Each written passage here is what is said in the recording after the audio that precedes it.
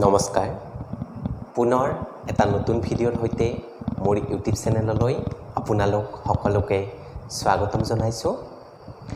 আজিৰ ভিডিঅ'টো মই প্ৰস্তুত কৰিছোঁ বিশেষকৈ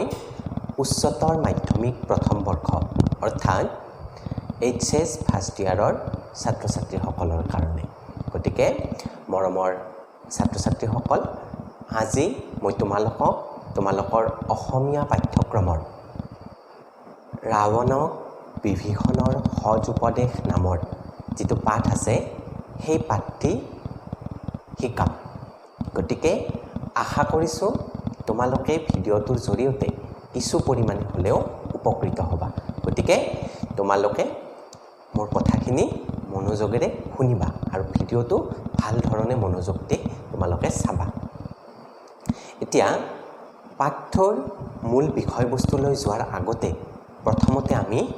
কবিগৰাকীৰ বিষয়ে কিছু কথা জানিব লাগিব। আৰু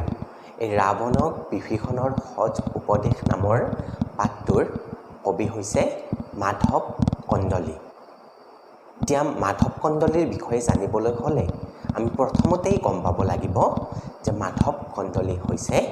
প্ৰাক শংকৰী যুগৰ এগৰাকী শ্ৰেষ্ঠ কবি আৰু তেখেতে চতুৰ্দশ শতিকাতে বৰাহী ৰজা মহামাণিক্যৰ পৃষ্ঠপোষকতাত কি কৰিছিল, সংস্কৃত ৰামায়ণখনৰ পদ অসমীয়ালৈ ভাঙনি কৰিছিল। লগতে আধুনিক ভাৰতীয় আৰ্য ভাষাৰ সমূহৰ ভিতৰত কন্দলীৰ ৰামায়ণখনেই প্ৰথম ৰচনা বুলি কোৱা হয়। তাৰপিছতে মাধৱ কন্দলীয়ে কৈছিল যে সপ্তকাণ্ড ৰামায়ণ পদবন্ধে নিবন্ধিলোঁ। তথাপি তেওঁ যদিও তেনেধৰণে কৈছিল, আমি তেখেতৰ দ্বাৰা ৰচিত 5টা কাণ্ডৰহে উল্লেখ পাওঁ আৰু বাকী যি 2টা কাণ্ড অৰ্থাৎ সপ্তকাণ্ড বুলি কোৱা হৈছে, সপ্তকাণ্ড মানে 7টা কাণ্ড। গতিকে আমি তেখেতৰ দ্বাৰা ৰচিত 5টা কাণ্ড পাওঁ আৰু বাকী 2টা কাণ্ড পৰৱৰ্তী সময়ছোৱাত বা পিছৰ কালছোৱাত মাধৱদেৱ আৰু শংকৰদেৱে আদিকাণ্ড আৰু উত্তৰাকাণ্ড নামেৰে অনুবাদ কৰি কি কৰিছিল, মাধৱ কন্দলীৰ যিখন ৰামায়ণ সেই ৰামায়ণখন সম্পূৰ্ণ কৰি তুলিছিল।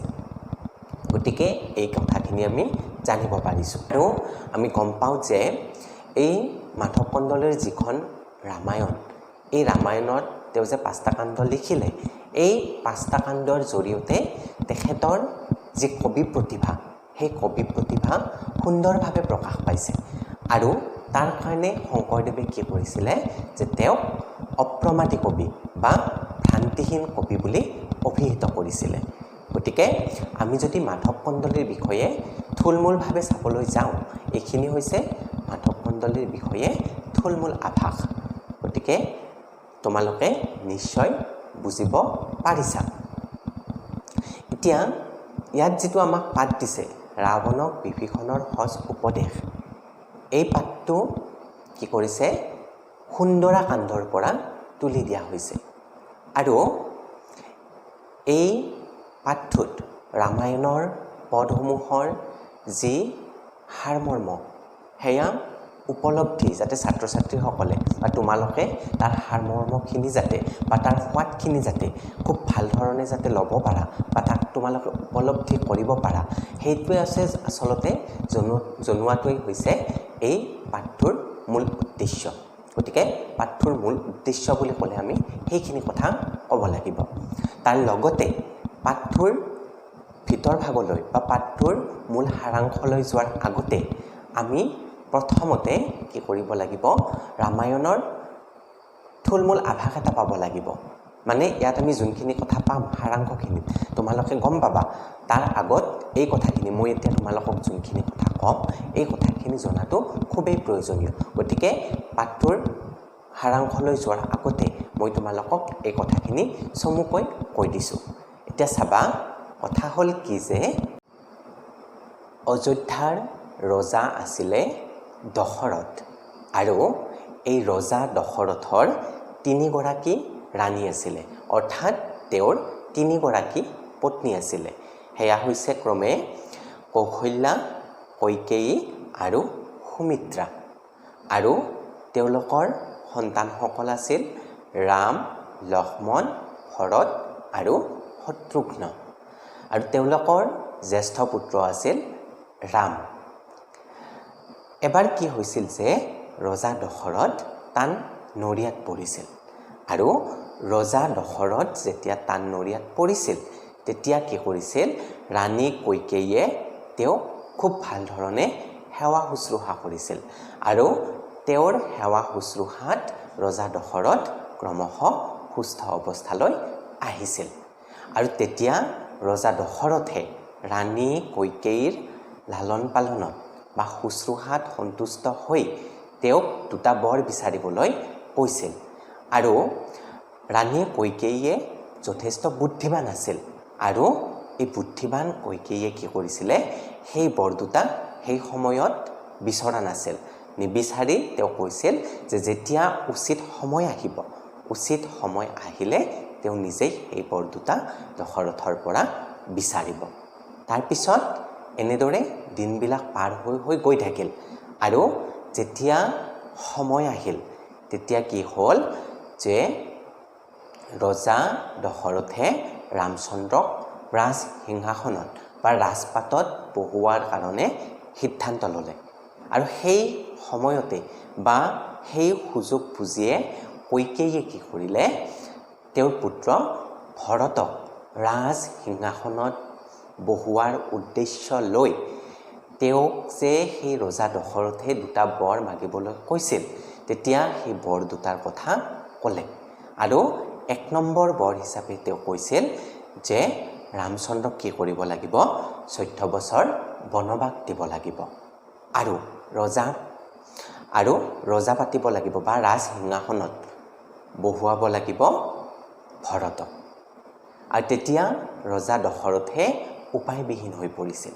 আৰু এইফালে ৰামচন্দ্ৰ আছিল পৰম পিতৃভক্ত পিতৃৰ আজ্ঞা তেওঁ কেতিয়াও অৱজ্ঞা কৰিব পৰা নাছিল বা নকৰিছিল গতিকে পিতৃ বাক্য মানি ৰামে কি কৰিলে বনবাসলৈ যাবৰ কাৰণে সাজু হ'ল আৰু ৰাম সহিতে বনবাসলৈ সীতা আৰু লক্ষ্মণো গ'ল তাৰপিছত কি হ'ল তেওঁলোক যেতিয়া বনবাসলৈ গ'ল এইফালে লংকাৰ অধিপতি আছিল ৰাৱণ আৰু ৰাৱণে কি কৰিছিল যে সীতা দেৱীৰ ৰূপত মুগ্ধ হৈ পৰিছিল আৰু সীতা দেৱীৰ ৰূপত বা সৌন্দৰ্যত মুগ্ধ হৈ ৰাৱণে কি কৰিলে সীতাক হৰণ কৰি লৈ গ'ল আৰু ৰাৱণৰ মাতৃ আছিল নৈকেশী আৰু নৈকেশীয়ে ৰাৱণৰ এই কুকাৰ্যটো ভাল পোৱা নাছিল কাৰণ নৈকেশীয়ে বুজি পাইছিল পুত্ৰৰ কুকৰ্মৰ কথা আৰু পুত্ৰৰ যি সম্ভাৱ্য বিপদ বা আহিবলগীয়া বিপদ সেই বিপদৰ কথা তেওঁ ভাল ধৰণে উপলব্ধি কৰিব পাৰিছিল কিয় পাৰিছিল কাৰণ ৰামে যেতিয়া গম পাব যে ৰাৱণে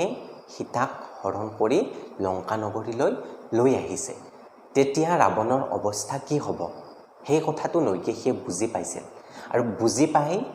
নৈকেশীয়ে কি কৰিছিল তেওঁৰ সৰু পুত্ৰ অৰ্থাৎ ৰাৱণৰ ভাতৃ বিভীষণৰ ওচৰলৈ গৈছিল আৰু বিভীষণৰ ওচৰলৈ গৈ নৈকেশীয়ে কৈছিল যে তেওঁ ৰাৱণৰ ওচৰলৈ গৈ ৰাৱণক সৎপথলৈ উভতাই আনিব লাগে আৰু ৰাৱণক উপদেশ দিব লাগে যে সীতা দেৱীক হৰণ কৰি লৈ অহাৰ ফলশ্ৰুতিত ৰামে তেওঁৰ অৱস্থা কেনেকুৱা কৰিব বা ৰামে গম পালে ৰাৱণৰ কেনেকুৱা বিপদ হ'ব সেই কথাটো নৈকেশীয়ে বিভীষণৰ আগত কৈছিল আৰু বিভীষণক বুজাবলৈ কৈছিল আৰু ৰাৱণক সৎপথলৈ উভতাই অনাৰ কাৰণে চেষ্টা অৰ্থাৎ প্ৰয়াস কৰিবলৈ কৈছিল গতিকে এইফালে বিভীষণ আছিল পৰম ভক্ত ভগৱানৰ ভক্ত তেওঁ ভগৱানক যথেষ্ট ভক্তি কৰিছিল আৰু তেওঁ গুৰুগম্ভীৰ আছিল গতিকে মাতৃৰ বাক্য বিভীষণে ভাল ধৰণে মানিছিল বা পালন কৰিছিল আৰু মাতৃৰ আদেশ পালিয়েই বিভীষণে কি কৰিছিল ৰাৱণৰ ওচৰলৈ গৈছিল আৰু ৰাৱণক তেওঁ কি ধৰণে সৎপথলৈ অনাৰ কাৰণে চেষ্টা কৰিছিল বা কেনেকুৱা ধৰণৰ উপদেশ দিছিল মূলতঃ সেই কথাখিনি আমি এই পাঠটোত এতিয়া গম পাম গতিকে পাঠটোৰ ভিতৰলৈ যোৱাৰ আগতে তোমালোকে এই কথাখিনি জনাটো খুবেই প্ৰয়োজন আছিল গতিকে তোমালোকে নিশ্চয় এই কথাখিনিৰ উপলব্ধি কৰিব পাৰিছা ইয়াত কি কৈছে চাবা ৰাৱণ বহিয়া আছে পাত্ৰ সমন্বিতে বিষ্ণুত ভকত গয়া মিলিলত হিতে মানে ইয়াতে কৈছে যে ৰাৱণে কি কৰিছে পাত্ৰ অৰ্থাৎ মন্ত্ৰীসকলৰ সৈতে ৰাজসিংহাসনত বহি আছে বহিয়া মানে হৈছে বহি থকা আৰু ৰাৱণে যেতিয়া পাত্ৰ মন্ত্ৰীসকলৰ সৈতে সিংহাসনত বহি আছে তেতিয়া কি হৈছে যে বিষ্ণুৰ ভকত মানে বিষ্ণুৰ ভকত বুলি ইয়াত বিভীষণৰ কথা কোৱা হৈছে কাৰণ বিভীষণ আছিল পৰম বিষ্ণু ভক্ত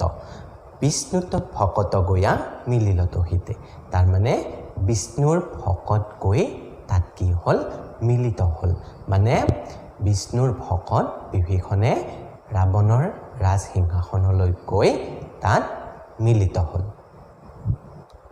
গহীন গম্ভীৰ ধীৰ বীৰ বিভীষণ ৰামত ভকত আতিশয় শুদ্ধ মন ইয়াতে কি কৈছে যে গহীন গম্ভীৰ ধীৰ বীৰ বিভীষণ মানে বিভীষণ আছিল বীৰ পুৰুষ আৰু তেওঁ গহীন গম্ভীৰ অতিশয় ধীৰ স্থিৰ আছিল গতিকে এই গহীন গম্ভীৰ ধীৰ বীৰ পুৰুষ বিভীষণে কি কৰিছিল তালৈকে গৈছিল আৰু কি কৈছে যে তেওঁ ৰামৰ ভক্ত আছিল তেওঁ ৰামক যথেষ্ট ভক্তি কৰিছিল ৰামক তেওঁ যথেষ্ট ভাল পাইছিল আৰু এই ৰামৰ ভক্ত বিভীষণে গৈ কি কৰিলে তাত উপস্থিত হ'ল আৰু অতিশয় শুদ্ধ মন বুলি কৈছে মানে অতি শুদ্ধ মনৰ অধিকাৰী বিভীষণ আছিল অতি শুদ্ধ অৰ্থাৎ ভাল মনৰ অধিকাৰী এগৰাকী বীৰ পুৰুষ ৰাজনয় সমুচিত ধৰ্মক জানন্ত ৰাৱণক সম্বোধিয়া বাক্য বুলিলন্ত আৰু ইয়াতে কি কৈছে ৰাজনয় মানে হৈছে ৰজা এতিয়া ইয়াতে মানে এই বাক্যশাৰীৰ দ্বাৰা এইটোৱে বুজাইছে যে এজন ৰজাৰ আচলতে প্ৰকৃত কৰ্ম কি বা ধৰ্ম কি আচলতে ৰজা এজনে কি কৰে ৰাজ্য এখন চলাই থাকে গতিকে তেওঁৰ ওচৰত এটা গুৰু দায়িত্ব থাকে তেওঁ ৰাজ্যখন কেনেকৈ চলাব কেনেকুৱা ধৰণৰ নীতি নিয়মৰ মাজেৰে তেওঁ সুচাৰুৰূপে ৰাজ্যখনক আগবঢ়াই লৈ যাব সেই জ্ঞানখিনি অন্ততঃ ৰাজ্যৰ অধিপতিগৰাকীৰ থাকিব লাগিব আৰু লংকাৰ অধিপতি আছিল ৰাৱণ আৰু ৰাৱণৰ ভাতৃ আছিল বিভীষণ কিন্তু বিভীষণে কি কৰিছে ককায়েক ৰাৱণক উপদেশ দিবলৈ গৈছে গতিকে তেওঁ যিহেতুকে উপদেশ দিবলৈ গৈছে তেওঁৰো সেই ৰাজনীতিৰ জ্ঞান থাকিব লাগিব বা ৰাজ্য এখন কেনেকৈ চলায় বা কেনেকুৱা ধৰণৰ নীতি নিয়ম থাকে সেইখিনি কথা জানিব লাগিব আৰু বিভীষণে সেইখিনি কথা জানিছিল সেইকাৰণে কৈছে তেওঁ ৰাৱণক সম্বোধন কৰিছিল আৰু সম্বোধন কৰি তেওঁ ৰাৱণক বাক্য বুলিছিল মানে ৰাৱণক তেওঁ উপদেশ দিছিল বা উপদেশ দিবলৈ তেওঁ গৈছিল গতিকে তাৰ মানে ইয়াৰ দ্বাৰা এইটোৱে বুজাইছে যে আমি যদি কাৰোবাক কিবা এটা বিষয়ৰ কথা ক'বলৈ যাওঁ বা জ্ঞান দিবলৈ যাওঁ তেতিয়াহ'লে সেই বিষয়টোৰ সম্পূৰ্ণ জ্ঞান আমাৰ ওচৰত থাকিব লাগিব গতিকে বিভীষণৰ সেই জ্ঞানটো আছিল আৰু যাৰ কাৰণে তেওঁ ৰাৱণক উপদেশ দিব যাব পাৰিছিল তাৰপিছত চাবা এতিয়া বিভীষণে ৰাৱণক কিনো উপদেশ দিছিল বা কিনো কৈছিল সেইখিনি পাম লংকাপুৰী হনুমন্ত গৈল যেন মতে আপুনিও দেখিলাহা পাত্ৰ সমন্বিতে। এতিয়া ইয়াতে বিভীষণে ৰাৱণক কৈছে যে হনুমানে কি ধৰণে লংকা নগৰী পুৰি ছাৰখাৰ কৰি দিছিলে। তোমালোক সকলোৱে নিশ্চয় জানা বা শুনিছা যে হনুমানে কি কৰিছিল, গোটেই লংকা নগৰী পুৰি ছাৰখাৰ কৰি দিছিল। আৰু কৈছে যে তেওঁ কি ধৰণে লংকা নগৰী পুৰি ছাৰখাৰ কৰিলে সেয়া আমি সকলোৱে দেখিছোঁ, পাত্ৰ মন্ত্ৰীসকলেও দেখিছে। গতিকে আপুনিও দেখিছে আৰু আপোনাৰ লগতে পাত্ৰ মন্ত্ৰীসকলেও সেয়া দেখিছে তেওঁ কেনেকৈ লংকা নগৰী পুৰিলে। গতিকে সেইখিনি কথা তেওঁ বিভীষণে সোঁৱৰাই দিছে। কাহাৰ শকতি আছে একদেৱ কৰি শতেক সহস্ৰপদ সাগৰক তৰি। আৰু কৈছে যে হনুমানে যে লংকা নগৰী পুৰি ছাৰখাৰ কৰি দিলে, এনেকুৱা শক্তি কাৰ আছে, কাৰ এনেকুৱা শক্তি আছে যিয়ে শত সহস্ৰ পদ ব্যাপ্ত হৈ থকা ব্যাপ্ত সাগৰ একে জাপে একদেৱ কৰি একে জাপত পাৰ হৈ কোনে এনেকৈ সাগৰ পাৰ হৈ সাগৰ তৰি নগৰত প্ৰৱেশ কৰিব পাৰে। এনেকুৱা শক্তি কাৰোৱেই নাই। কিন্তু সাধাৰণ বান্দৰ এটাৰ আছে, যিয়ে কি কৰিছে একে জাপতে সাগৰ পাৰ হৈ আহি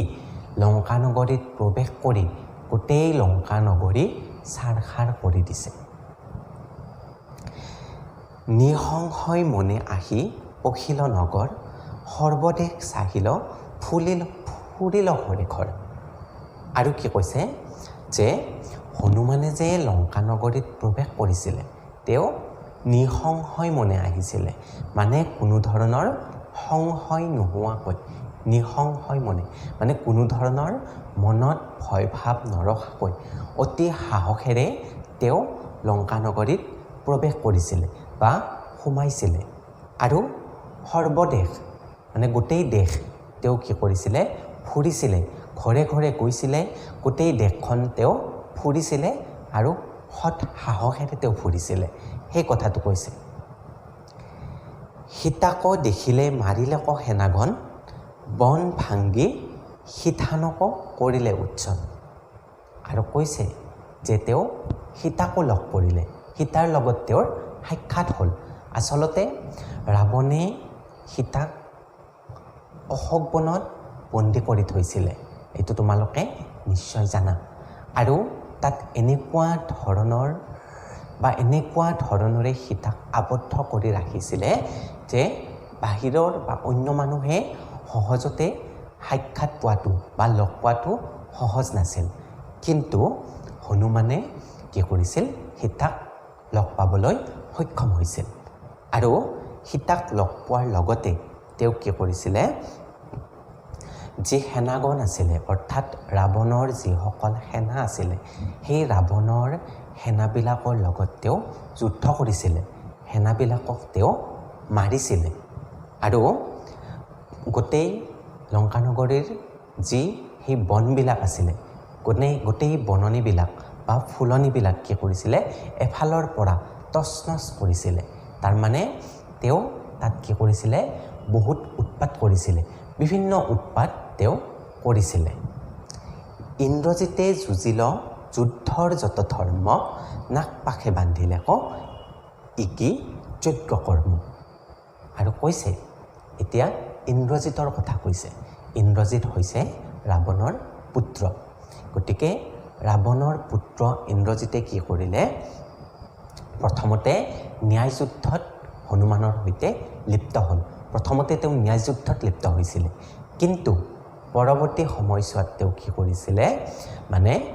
হনুমানৰ অগ্ৰগতি দেখি বা হনুমানৰ শক্তি দেখি তেওঁ কিছুমান অন্যায়ৰ আশ্ৰয় লৈছিলে, ইন্দ্ৰজিতে। অৰ্থাৎ তেওঁ কি কৰিছিলে, নাগপাশৰ সহায় লৈছিলে, নাগপাশেৰে বন্ধা বুলি কৈছে। এতিয়া নাগপাশ হৈছে পুৰণি কালত ৰণত শত্ৰুসকলক বান্ধিবলৈ ব্যৱহাৰ কৰা এবিধ সাপৰ নিচিনা জৰী, যাৰ নাম দিয়া হৈছে নাগপাশ। গতিকে এই নাগপাশেৰে বান্ধিবলৈ লৈছিল। গতিকে এইটো কোনো ধৰণৰ উচিত কাম নাছিল কাৰণ ন্যায় যুদ্ধত লিপ্ত হৈ তেনেকুৱা ধৰণৰ কাম এটাক প্ৰশ্ৰয় দিয়াটো কেতিয়াও যোগ্য কৰ্ম নহয় বা কেতিয়াও কৰিবলগীয়া কাম নহয় আৰু সেই কথাটোৱে বিভীষণে কি কৰিছিলে ৰাৱণক কৈছিলে যে এইটো তেওঁ কি কৰিবলগীয়া এনে কাম কৰিলে এইটো কেতিয়াও যোগ্য নহয় বা এইটো কেতিয়াও ন্যায় বা উচিত কাম নহয় এই বুলি কি কৰিলে বিভীষণে ক'লে তাৰপিছত কি কৈছে চাবা দণ্ড বিহিলো শোভাই ৰাখিলে কবত লাঞ্জৰ অগণি লংকা কৰিলে দগত এতিয়া ইয়াতে কৈছে যে হনুমানে যেতিয়া লংকা নগৰীত বিভিন্ন ধৰণৰ উৎপাতবিলাক কৰিলে তেতিয়া কি কৰা হ'ল তেওঁক বিভিন্ন ধৰণৰ দণ্ড অৰ্থাৎ শাস্তি দিবৰ কাৰণে সাজু হ'ল বা কি কৰা হ'ল হনুমানক বন্দী কৰা হ'ল আৰু বন্দী কৰি ৰাৱণৰ ওচৰলৈ লৈ যোৱা হ'ল আৰু তেতিয়া ৰাৱণে কি কৰিলে হনুমানক মৃত্যুদণ্ডৰ আদেশ দিলে আৰু হনুমানক যেতিয়া মৃত্যুদণ্ডৰ আদেশ দিয়া হ'ল তেতিয়া এই কথাটোত বিভীষণে অৰ্থাৎ ৰাৱণৰ ভাতৃয়ে বিৰোধিতা কৰিছিল তেওঁ কৈছিল যে আপুনি কোনোপধ্যে হনুমানক মৃত্যুদণ্ড দিব নোৱাৰে কাৰণ তেওঁ হৈছে ৰামচন্দ্ৰৰ দূত তেওঁ দূত হিচাপে আহিছে গতিকে এজন দূতক এনেকৈ মৃত্যুদণ্ড দিয়াটো আমাৰ শাস্ত্ৰৰ নিয়ম নহয় গতিকে সেই নিয়ম অনুসৰি কেতিয়াও এজন দূতক মৃত্যুদণ্ড দিব নোৱাৰে গতিকে সেই কথাটো বিভীষণে কি কৰিছে ৰাৱণক সোঁৱৰাই দিছে আৰু ইয়াৰ দ্বাৰা আচলতে বিভীষণে প্ৰত্যক্ষভাৱে নহ'লেও পৰোক্ষভাৱে কি কৰিছে ৰাৱণৰ সন্মুখত ৰামৰ যি শক্তি সেই শক্তিৰ কথাই বুজাব বিচাৰিছে সেয়া তেওঁ পৰোক্ষভাৱে বুজাইছে তাৰপিছত কৈছে উত্তম অধম যে মধ্যম কহে মন্ত্ৰ সত্তৰ ত্ৰিবিধ কৰিবাক লাগে তন্ত্ৰ আৰু কৈছে যে উত্তম অধম আৰু মধ্যম এই তিনিটা হৈছে আমাৰ শাস্ত্ৰৰ মন্ত্ৰ গতিকে আমি সকলোৱে এই উত্তম অধম আৰু মধ্যম এই তিনিওটা মন্ত্ৰৰ কথা জনা উচিত আৰু ইয়াতে যে মন্ত্ৰ বুলি কৈছে মন্ত্ৰ মানে এই জৰা ফুকা মন্ত্ৰৰ কথা কোৱা নাই তেওঁলোকৰ ৰাজনীতিৰ বা তেওঁলোকৰ ৰাজ্য চলোৱাৰ যি মন্ত্ৰ সেই নীতি বা মন্ত্ৰৰ কথাই কোৱা হৈছে এই তিনিটা মন্ত্ৰৰ কথা পৰীক্ষাত সঘনাই আহি থাকে গতিকে তোমালোকে এই তিনিওটা মন্ত্ৰৰ কথা ভাল ধৰণে মনত ৰাখিবা উত্তম অধম আৰু মধ্যম এতিয়া চাবা একৈক সুমন্ত্ৰী মোৰ বুদ্ধিত অপাৰ আপুনি সকলে জানা কি কহিব আৰু কৈছে একৈক মানে এজন এজন মানে বিভীষণে কৈছে যে আপোনাৰ ৰাজসভাত থকা কিয়নো সেই ৰাজসভাত অকল ৰাৱণেই নাছিল ৰাৱণৰ লগতে তাত আকৌ অন্য মন্ত্ৰীসকলো আছিল গতিকে সেই এজন এজন মন্ত্ৰী সকলোৱে বিদ্যা বুদ্ধিত পাৰ্গত আছিল প্ৰত্যেকজনৰে বুদ্ধি অপাৰ বুদ্ধি আছে আৰু সেইকাৰণে কৈছে যে আপুনি সকলো জানে ৰাৱণক কৈছে কাৰণ প্ৰতিজন মন্ত্ৰীৰ জ্ঞান বুদ্ধি সেই সকলোবিলাকৰ কথা ৰাৱণে ভালদৰে জানে গতিকে বিভীষণে কৈছে যে আপুনি যিহেতুকে সকলো জানেই গতিকে মইনো আৰু কি ক'ম তাৰপিছত কি কৈছে চাবা একেশ্বৰে মন্ত্ৰী যেবে কৰয় নিশ্চয় উত্তম বুলিয়া তাক কহে শাস্ত্ৰ নহয় আৰু কৈছে যে একেশ্বৰে মন্ত্ৰী যেবে কৰয় নিশ্চয় মানে এজন মন্ত্ৰীয়ে যেতিয়া মন্ত্ৰীসভাত এটা সিদ্ধান্ত অকলশৰীয়াকৈ লয় বা অকলশৰে যেতিয়া সিদ্ধান্ত এটাত এজন মন্ত্ৰীয়ে উপনীত হয় তেতিয়া সেই মন্ত্ৰটোক কোৱা হয় উত্তম মন্ত্ৰ মানে শাস্ত্ৰৰ নিয়ম মতে আমি যে তিনিটা মন্ত্ৰ পাইছিলোঁ এই মন্ত্ৰটোক কোৱা হয় উত্তম মন্ত্ৰ অনেক মন্ত্ৰীৰ যেবে হোৱে একমতি মধ্যম বুলিও তাক মন্ত্ৰৰ শকতি আৰু কৈছে যে অনেক মন্ত্ৰী মানে বহু কেইজন মন্ত্ৰীয়ে যেতিয়া লগ হৈ একমতি বুলি কৈছে মানে এটা সিদ্ধান্তত যেতিয়া উপনীত হ'ব তেতিয়া সেই মন্ত্ৰটোক কোৱা হ'ব মধ্যম মন্ত্ৰ যেতিয়া বহুত কেইজন মন্ত্ৰীয়ে একেলগ হৈ এটা সিদ্ধান্তত উপনীত হ'ব আৰু কৈছে পুৰুষৰ তেজ নহি দৈৱহে বলয় অধম বুলিও তাক শাস্ত্ৰৰ অন্যয় আৰু কৈছে যে যিসকল পুৰুষে কৰ্ম নকৰি কেৱল ভাগ্যক ধ্যাই থাকে সেই পুৰুষৰ তেজ নাই বুলি কৈছে পুৰুষৰ তেজ নাই মানে পুৰুষৰ তেজ নাই কোনসকল পুৰুষৰ গাত পুৰুষৰ তেজ নাই বুলি কৈছে যিসকলে নিজৰ কৰ্মক বিশ্বাস নকৰি বা নিজৰ কৰ্ম ভাল ধৰণে নকৰি কেৱল ভাগ্যৰ ওপৰত ধ্যাইহে চলি থাকে আৰু সেই মন্ত্ৰটোক কোৱা হৈছে অধম মন্ত্ৰ তাতকৈ আৰু অধম বা বেয়া একোৱেই নাই গতিকে সেইকাৰণে পৰৰ ওপৰত আশা কৰি বা ভাগ্যক ধ্যাই কেতিয়াও যে আমি থাকিব নালাগে সেইটো কথাই ইয়াত বুজোৱা হৈছে গতিকে এই ক্ষেত্ৰত আমি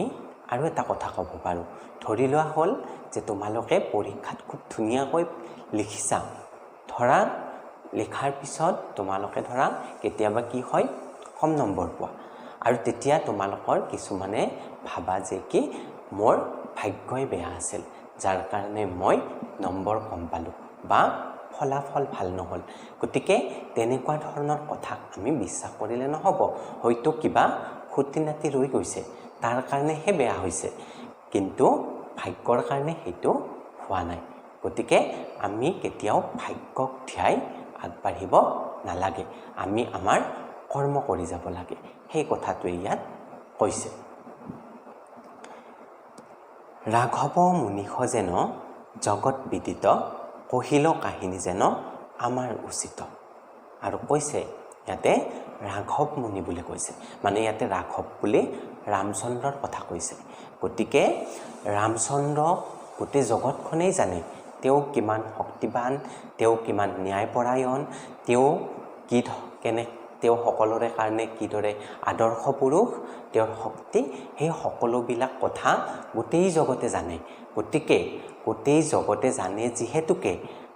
লংকাৰ অধিপতি হিচাপে আপুনিও নিশ্চয় ৰামৰ কথা জানে গতিকে সেইকাৰণে মই পুনৰ তেওঁৰ কথা আপোনাৰ ৰাজসভাত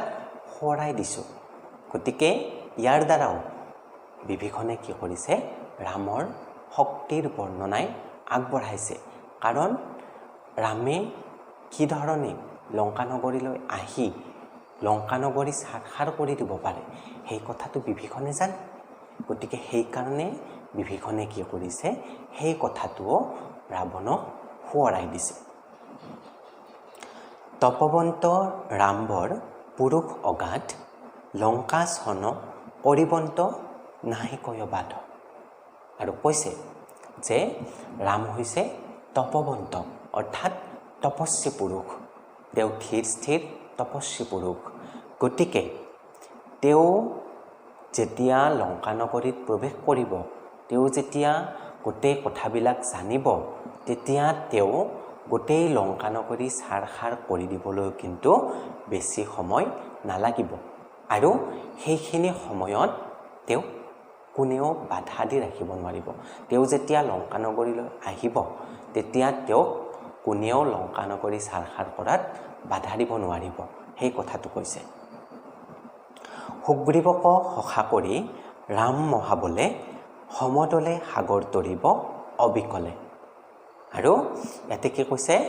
যে ৰামে যেতিয়া লংকানগৰীলৈ আহিব তেওঁ কি কৰিব সুগ্ৰীৱ সখা কৰি মানে বন্ধু হিচাপে তেওঁৰ লগত সুগ্ৰীৱ আহিব আৰু সুগ্ৰীৱৰ লগত সদল বলে মানে দল বান্ধি যেতিয়া ৰামে লংকানগৰীলৈ আহিব তেওঁ কি কৰিব অতি সহজতে অনায়াসে কি কৰিব সাগৰ পাৰ হ'ব আৰু সাগৰ পাৰ হৈ তেওঁ কি কৰিব সদল বলে বা দল বান্ধি আমাৰ লংকানগৰীত প্ৰৱেশ কৰিব এইখিনি কথা বিভীষণে কৈ আছে আৰু তেতিয়া বিভীষণৰ কথাত ৰাৱণে উত্তৰ দিছে এতিয়া ৰাৱণে কি বুলি উত্তৰ দিছে চাবা জানো মই সীতা লক্ষ্মী জনক জীয়াৰী আৰু জানো ৰাম মধুসূদন মুৰাৰী আৰু কৈছে মানে ৰাৱণে কৈছে যে মই জানো সীতা হৈছে লক্ষ্মী স্বৰূপা এগৰাকী নাৰী ইয়াতে সীতা লক্ষ্মী বুলি কোৱা হৈছে মানে লক্ষ্মী স্বৰূপা এগৰাকী নাৰী হৈছে সীতা গতিকে আৰু কৈছে যে সীতা হৈছে জনক ৰজাৰ জীয়াৰী গতিকে সেই কথাটো মই জানো গতিকে আৰু কৈছে ৰামৰ কথাও কৈছে গতিকে ৰাৱণে ৰামৰ কথাও জানে আৰু সীতাৰ কথাও জানে সেই কথাটো ৰাজসভাত তেওঁ স্বীকাৰ কৰিছে যে ৰাম হৈছে মধুসূদন মুৰাৰী ইয়াতে মধুসূদন বুলিও ৰামৰ কথাই কৈছে আৰু মুৰাৰী মানে হৈছে মূৰ নামৰ অসুৰৰ বৈৰী গতিকে ৰাম আৰু সীতা দুয়োৰে কথা ৰাৱণে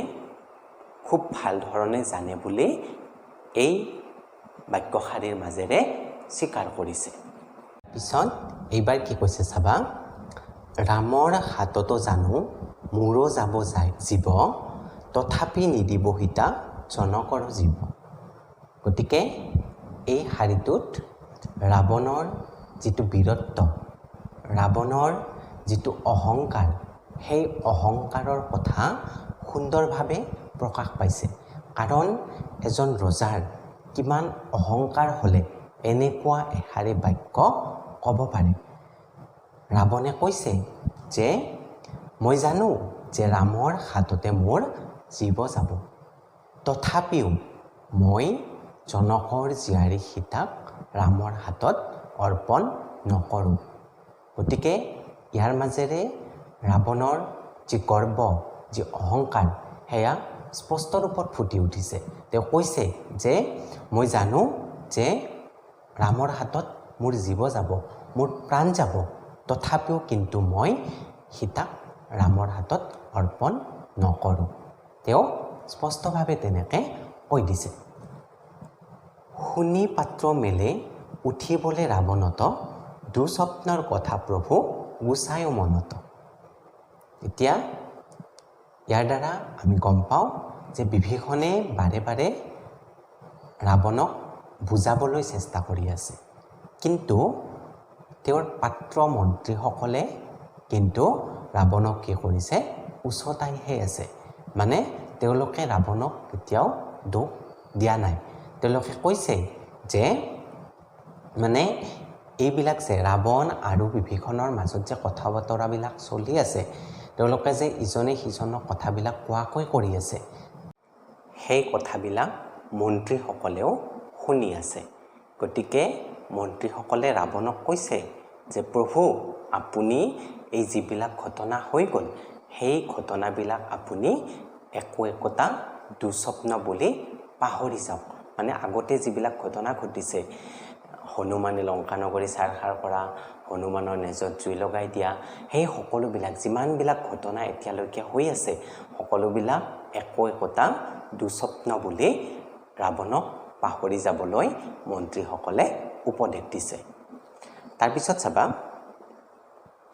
প্ৰমাদত লংকাপুৰী কৈল হনুমন্তে আমি জানিলাত গহ নভৈলে কহন্তে যে হনুমানে যে লংকানগৰী ছাৰখাৰ কৰি থৈ গ'ল সেয়া আচলতে কি হৈছে আমি গম নোপোৱাকৈ হৈছে আচলতে সেই ঘটনাটোৰ তেওঁলোক সাক্ষী তেওঁলোকে জানে তথাপিও তেওঁলোকে কৈছে যে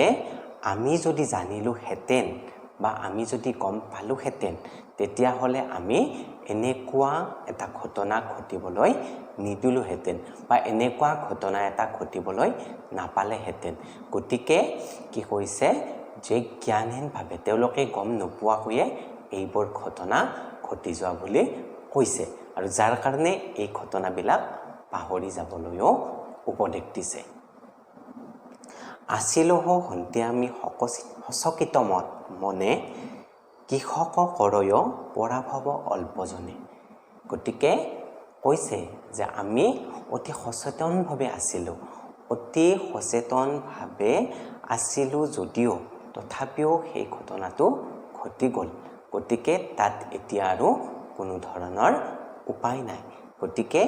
আমি সেইটো এতিয়া কি কৰিব লাগিব, সেইটো পাহৰি যাব লাগিব আৰু পাহৰি গৈ আমি এতিয়া কি কৰিব লাগিব, আগবাঢ়ি যাব লাগিব। বস্ত্ৰ বলে ভৰি পুৰি আচৈ হব লংকা, মনুষ্য ৰামক প্ৰভু নকৰিবা শংকা। আৰু পাত্ৰ মন্ত্ৰীসকলে ৰাৱণক উপদেশ দিছে। তেওঁলোকে ৰামক এগৰাকী বীৰ পুৰুষ বা পৰম পুৰুষ বুলি তেওঁলোকে মানি ল'ব পৰা নাই বা লোৱা নাই। তেওঁলোকে অতি সাধাৰণ মানৱ বুলি কৈছে ৰামক আৰু কৈছে যে ৰামক আপুনি কেতিয়াও শংকা নকৰিব, মানে ভয় নকৰিব। ৰাম হৈছে এজন সাধাৰণ পুৰুষ। গতিকে তেনেকুৱা এজন সাধাৰণ পুৰুষক কেতিয়াও ভয় কৰিব নালাগে, কাৰণ আমাৰ গোটেই লংকা নগৰী অস্ত্ৰ শস্ত্ৰৰে ভৰপূৰ হৈ আছে, ভৰি আছে। অস্ত্ৰ শস্ত্ৰ একোৰে আমাৰ অভাৱ নাই। গতিকে আমি সদল বলে সাহসেৰে আমি তেওঁলোকৰ লগত যুঁজ দিব পাৰিম। গতিকে আপুনি কেতিয়াও ৰামক শ্ৰেষ্ঠ বুলি নাভাবিব। গতিকে এই চিন্তাধাৰাটো আছিল ৰাৱণৰ মন্ত্ৰীসকলৰ। শুনিয়ক সভাসত ৰামৰ চৰিত্ৰ, পৰম পুৰুষ ৰস কৰ্ণৰ অমৃত। সংসাৰ ব্যাধিক কৰৈ ইহে উপশম, নিৰন্তৰে উচ্চ কৰি বোলা ৰাম ৰাম। আৰু কি কৈছে যে শুনিয়ক সভাসত। এতিয়া ইয়াত মাধৱ কন্দলীয়ে কৈছে যে শুনিয়ক সভাসত। তোমালোকে নিশ্চয় জানা বা আমি সকলোৱে জানো যে যেতিয়া আমি শাস্ত্ৰ এখন পঢ়ি থাকোঁ, শাস্ত্ৰ পঢ়ি থাকিলে বা শাস্ত্ৰ বা ধৰ্মপুথি এখন পঢ়ি থাকিলে কি কৰা হয়, এজনে ধৰ্মপুথিখন পাঠ কৰি থাকে আৰু বাকীসকলে বা শ্ৰোতাসকলে কি কৰে, শুনি থাকে। কাণ পাতি শুনি একান্ত মনোযোগেৰে শুনি যায় তেওঁলোকে। আৰু সেই শুনি থকাসকলক আমি সভাসদ বুলি ক'ব পাৰোঁ। ইয়াত যে কৈছে যে শুনিয়ক সভাসদ, গতিকে কন্দলীয়ে ইয়াতে সভাসদ বুলি কৈছে তেওঁলোকক। গতিকে সভাসদক শুনিবলৈ কৈছে ৰামৰ চৰিত্ৰ, ৰামৰ বৰ্ণনা, যে ৰাম এজন কেনেকুৱা ধৰণৰ বীৰ পুৰুষ আছিল। গতিকে সকলোকে কাণ পাতি ৰামৰ কথা শুনিবলৈ কৈছে আৰু কৈছে যে